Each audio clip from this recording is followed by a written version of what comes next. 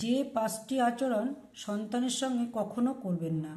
Number 1, সন্তানকে কখনো নেতিবাচক কথা যেমন গর্ধব, অপদার্থ ইত্যাদি বলবেন না, যা সন্তানের মনোজগতে স্থায়ীভাবে গেঁথে যায়।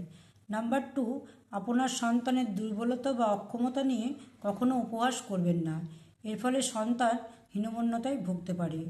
নাম্বার 3, আপনি কি আপনার এক সন্তানের সঙ্গে আর এক সন্তানের তুলনা করেন? এটি একেবারেই করবেন না, এর ফলে সন্তানদের মধ্যে ভবিষ্যতে সুসম্পর্ক থাকবে না, এর জন্য দায়ী হবেন আপনি। নাম্বার 4, সন্তানদের মধ্যে কখনো বৈষম্য করবেন না। কোনো সন্তানের প্রতি আপনার মমতা একটু বেশি থাকতেই পারে, কিন্তু বস্তু দিয়ে তা দৃশ্যমান করতে যাবেন না। আপনার ছেলে এবং মেয়ে দুজনকেই একই গুরুত্ব দিয়ে মানুষ করার চেষ্টা করুন।